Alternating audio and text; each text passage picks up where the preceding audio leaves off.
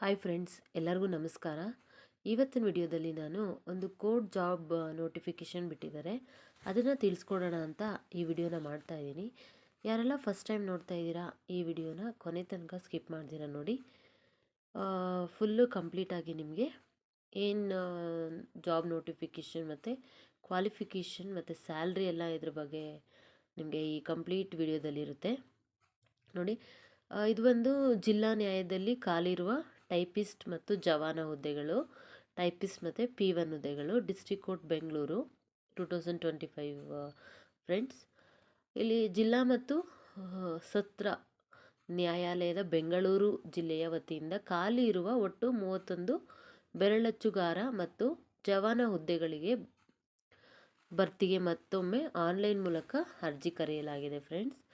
ಇಲ್ಲಿ ಈ ಮುಂಚೆ ನೀವೆಲ್ಲ ಯಾರೆಲ್ಲ ಒಂದು ಅಪ್ಲಿಕೇಶನ್ ಹಾಕಿರಲಿಲ್ವೋ ಅವರು ಸಹ ನೀವು ಇವಾಗ ಅಪ್ಲಿಕೇಶನ್ ಹಾಕ್ಬೋದು. ಇಲ್ಲಿ 3 ವರ್ಷಗಳ ಸಡಿಲಿಕೆ ಇರುತ್ತೆ. ಆ ಪ್ರಯುಕ್ತ ಮತ್ತೊಮ್ಮೆ ವಯೋಮಿತಿ ಸಡಿಲಿಕೆ ಪ್ರಯೋಜನ ಪಡೆದವರು ಮತ್ತು ಈ ಹಿಂದೆ ಅರ್ಜಿ ಸಲ್ಲಿಸದೇ ಇದ್ದವರು ಸಹ ಈ ಬಾರಿ ನೀವು ಅರ್ಜಿನ ಸಲ್ಲಿಸ್ಬೋದು ಸ್ನೇಹಿತರೆ. ನೋಡಿ, ನೀವು ಅರ್ಜಿ ಸಲ್ಲಿಸಬೇಕು ಅಂದರೆ ಯಾವುದೇ ಒಂದು ಆಫ್ಲೈನ್ ಅರ್ಜಿ ಇರೋದಿಲ್ಲ, ಆನ್ಲೈನ್ ವೆಬ್ಸೈಟ್ ಇರುತ್ತೆ, ಅಲ್ಲೇ ಹೋಗಿ ನೀವು ಅಪ್ಲೈ ಮಾಡಬೇಕು ಸ್ನೇಹಿತರೆ. ನೋಡಿ, ನೆಕ್ಸ್ಟು ಈ ಮುಂದಿನ ವಿಡಿಯೋದಲ್ಲಿ ಅಂದರೆ ಇದೇ ವಿಡಿಯೋದ ಮುಂದಿನ ಹಂತದಲ್ಲಿ ನಾನು ತಿಳಿಸ್ಕೊಡ್ತೀನಿ ಯಾವ ವೆಬ್ಸೈಟ್ ಅಂತ. ಆಲ್ರೆಡಿ ಅಪ್ಲಿಕೇಶನ್ ಸ್ಟಾರ್ಟ್ ಆಗಿದೆ 23/12/2024ಇಂದನೇ. ಇದು ಅಪ್ಲಿಕೇಶನ್ ಡೆಡ್ಲೈನ್ ಬಂದು 6/1/2025 ಅಂದರೆ ಇದೆ ಜನವರಿ 6ನೇ ತಾರೀಕು ಕ್ಲೋಸ್ ಆಗ್ತಾಯಿದೆ. ಯಾರೆಲ್ಲ ನೀವು ಈ ಒಂದು ಆಪರ್ಚುನಿಟಿನ ಯೂಸ್ ಮಾಡ್ಕೋಬೇಕು ಅಂತ ಇದ್ದೀರಾ, ಹೋಗಿ ನೀವು ಅಪ್ಲಿಕೇಶನ್ನ ಹಾಕ್ಬೋದು. ಇಲ್ಲಿ ಬಂದು ಖಾಲಿ ಇರೋ ಹುದ್ದೆಗಳ ಕುರಿತಂತೆ ಹುದ್ದೆಗಳ ವಿವರ, ಹುದ್ದೆಗಳ ಹಂಚಿಕೆ, ವಿದ್ಯಾರ್ಹತೆ, ಎಕ್ಸ್ಪೀರಿಯೆನ್ಸು, ವೇತನ ಶ್ರೇಣಿ, ವಯೋಮಿತಿ ಇದರ ಬಗ್ಗೆ ಎಲ್ಲ ನೋಡಿ ಇವಾಗ ನೋಡ್ತಾ ಹೋಗೋಣ. ನೋಡಿ ಸ್ನೇಹಿತರೆ, ಹುದ್ದೆಗಳ ಹೆಸರು ಮತ್ತು ಹುದ್ದೆಗಳ ಸಂಖ್ಯೆ. ಇಲ್ಲಿ ಬೆರಳಚ್ಚುಗಾರ 30, ಜವಾನ 28, ಒಟ್ಟು ಹುದ್ದೆಗಳು ಬಂದು 58. ಇಲ್ಲಿ ಜವಾನಗೆ ವೇತನ ಶ್ರೇಣಿ ಬಂದು 17,000ದಿಂದ ಹಿಡಿದು 28,950 ರೂಪಾಯಿವರೆಗೂ ಇದೆ. ಮತ್ತು HRA ಮುಂತಾದ ಸೌಲಭ್ಯಗಳು ಸಹ ಪ್ರತ್ಯೇಕವಾಗಿರ್ತವೆ. ಬೆರಳಚ್ಚುಗಾರ ವೇತನ ಶ್ರೇಣಿ 21,400 ರೂಪಾಯಿಂದ ಹಿಡಿದು 42,000ವರೆಗೂ ಇರುತ್ತೆ. DA ಮತ್ತು HRA ಮುಂತಾದ ಸೌಲಭ್ಯಗಳು ಪ್ರತ್ಯೇಕವಾಗಿರ್ತವೆ ಫ್ರೆಂಡ್ಸ್.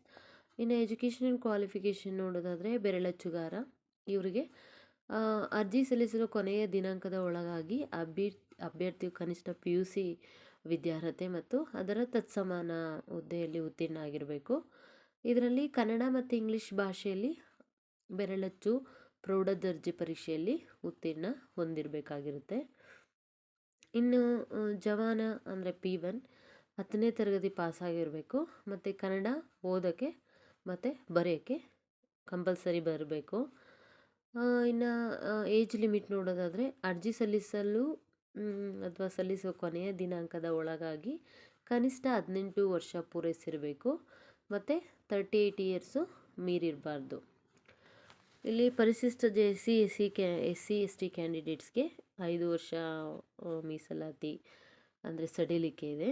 OBC ಅವರಿಗೆ 3 ವರ್ಷ, PWD ಕ್ಯಾಟಗರಿ ಅಲ್ಲಿ ಬರೋರಿಗೆ 10 ವರ್ಷ ಸಡಿಲಿಕೆ ಇರುತ್ತೆ. ಇಲ್ಲಿ SC/ST ಮತ್ತು PW ಕ್ಯಾಂಡಿಡೇಟ್ಸ್ಗೆ ಯಾವುದೇ ಒಂದು ಶುಲ್ಕ ಇಲ್ಲ, ಶುಲ್ಕ ವಿನಾಯಿತಿ ಇದೆ. 2A 2B 3A 3B ಅವ್ರಿಗೆಲ್ಲರಿಗೂ 100 rupees ಇದೆ. ಇತರೆ ಜನರಲ್ ಮತ್ತು ಇತರರಿಗೆ ಬಂದು 200 ರೂಪಾಯಿ ಚಾರ್ಜಸ್ ಇದೆ ಫ್ರೆಂಡ್ಸ್. ಅರ್ಜಿ ಶುಲ್ಕವನ್ನು ನಾವು ಆನ್ಲೈನ್ ಮೂಲಕವೇ ಪಾವತಿಸಬೇಕು. ಮತ್ತು ಇಲ್ಲಿ ಲಿಖಿತ ಪರೀಕ್ಷೆ, ಕೆಲವೊಂದು ಪೋಸ್ಟ್ಗೆ ರೈಟನ್ ಎಕ್ಸಾಮ್ ಇದೆ ಮತ್ತು ಇಂಟರ್ವ್ಯೂ ಇದೆ. ಆಲ್ರೆಡಿ ನಾನು ಹೇಳಿದ್ದೀನಿ. ಈ ನೇಮಕಾತಿಗಾಗಿ ಆನ್ಲೈನ್ ಅರ್ಜಿಗಳನ್ನು ದಿನಾಂಕ 23/12/2024ರಿಂದ 6/1/2025ರವರೆಗೆ ಸಲ್ಲಿಸಬಹುದಾಗಿರುತ್ತೆ. ಆಲ್ರೆಡಿ ಡೇಟ್ ಕ್ಲೋಸ್ ಆಗ್ತಾ ಬಂದಿದೆ ಫ್ರೆಂಡ್ಸ್. ನೀವೊಂದು ಅಫಿಷಿಯಲ್ ಆಗಿರೋಂಥ ಒಂದು ವೆಬ್ಸೈಟ್ಗೆ ಹೋಗಿ ನೀವು ಅಪ್ಲೈ ಮಾಡ್ಬೋದು. ಇನ್ನು ನಿಮಗೆ ಇನ್ನೂ ಜಾಬ್ ನೋಟಿಫಿಕೇಷನ್ ಏನೆಲ್ಲ ಗೌರ್ನಮೆಂಟ್ ಜಾಬ್ ಇದೆಯೋ ಅದ್ರ ಬಗ್ಗೆ ನಾನು ಈ ನನ್ನ ವಿಡಿಯೋಸ್ನಲ್ಲಿ ತಿಳಿಸ್ತಾ ಇರ್ತೀನಿ. ನೀವು ಅಲ್ಲಿವರೆಗೂ ನನ್ನ ಚಾನಲ್ನ ಯಾರೆಲ್ಲ ಫಸ್ಟ್ ಟೈಮ್ ನೋಡ್ತಾ ಇದ್ದರೆ ಸಬ್ಸ್ಕ್ರೈಬ್ ಮಾಡ್ಕೊಳ್ಳಿ. ಮತ್ತು ನಿಮಗೇನಾದರೂ ಡೌಟ್ಸ್ ಇದ್ದರೆ ನನಗೆ ಕಮೆಂಟ್ ಮಾಡಿ ಫ್ರೆಂಡ್ಸ್. ಧನ್ಯವಾದಗಳು ಎಲ್ಲರಿಗೂ.